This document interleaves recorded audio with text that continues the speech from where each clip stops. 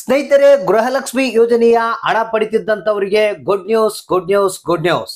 ಹೌದು ಸ್ನೇಹಿತರೆ, ನಿಮಗೆ ಗೃಹಲಕ್ಷ್ಮಿ ಯೋಜನೆಯ ಹಣ ಬಂದಿಲ್ವಾ? ಹಾಗಾದ್ರೆ ಈ ಒಂದು ಮಾಹಿತಿಯನ್ನ ನೋಡ್ಲೇಬೇಕು. ಯಾಕಂದ್ರೆ ಇದೀಗ ಮಹಿಳಾ ಮತ್ತು ಮಕ್ಕಳ ಕಲ್ಯಾಣ ಅಭಿವೃದ್ಧಿ ಇಲಾಖೆ ಕಳಿಸಿರುವಂತಹ ಹೊಸ ಅಪ್ಡೇಟ್ ಅನ್ನ ನಿಮಗೆ ತಿಳಿಸ್ಕೊಡ್ತಾ ಇದೀನಿ.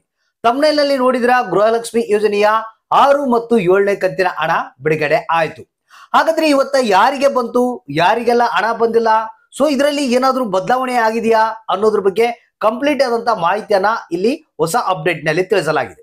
ಸೊ ಹಾಗಾದ್ರೆ ಯಾವ್ಯಾವ ಜಿಲ್ಲೆಗಳಿಗೆ ಇವತ್ತ ಹಣವನ್ನ ಬಿಡುಗಡೆ ಮಾಡಲಾಗಿದೆ, ಮತ್ತೆ ಇನ್ನು ಉಳಿದಂತವ್ರಿಗೆ ಯಾಕೆ ಹಣ ಬರ್ತಾ ಇಲ್ಲ, ಏನ್ ಸಮಸ್ಯೆ ಆಗಿದೆ, ಸೊ ಹಣ ಬರುತ್ತಾ ಇಲ್ಲ ಅಥವಾ ಏನಾದ್ರೂ ಅಪ್ಲಿಕೇಶನ್ಗಳು ರಿಜೆಕ್ಟ್ ಆಗಿದಾವ, ಈ ರೀತಿ ಬೇರೆ ಬೇರೆ ರೀತಿಯ ಪ್ರಶ್ನೆಗಳು ನಿಮ್ಮ ತಲೆಯಲ್ಲಿ ಇರ್ಬೋದು.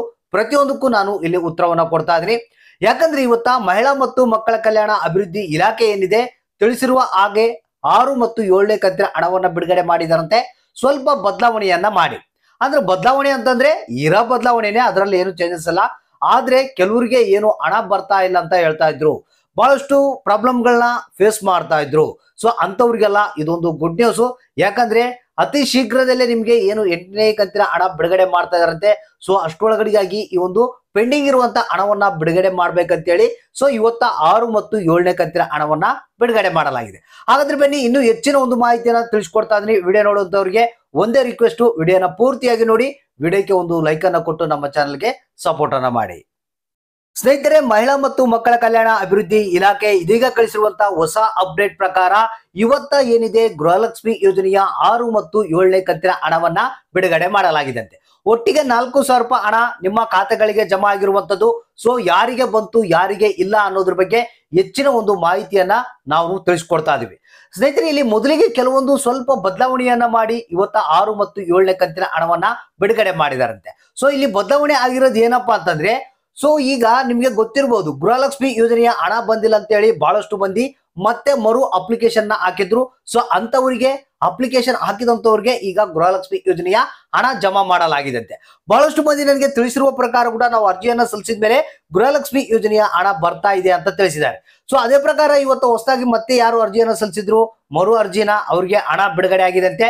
ಸೊ ಇನ್ನೊಂದು ಬದಲಾವಣೆ ಏನಪ್ಪಾ ಅಂತಂದ್ರೆ ಇದರಲ್ಲಿ ಸೊ ಬಹಳಷ್ಟು ಮಂದಿಗೆ ಈ ಒಂದು ಹಣ ಬಂದಿಲ್ಲ ಅಂತ ಹೇಳಿ ಸ್ಟೇಟಸ್ ಅನ್ನ ಚೆಕ್ ಮಾಡಿದಾಗ ಹಲವಾರು ರೀತಿಯ ಬೇರೆ ಬೇರೆ ರೀತಿಯ ಕಾರಣಗಳನ್ನ ಅಲ್ಲಿ ಸ್ಟೇಟಸ್ ನಲ್ಲಿ ತೋರಿಸ್ತಾ ಇತ್ತಂತೆ.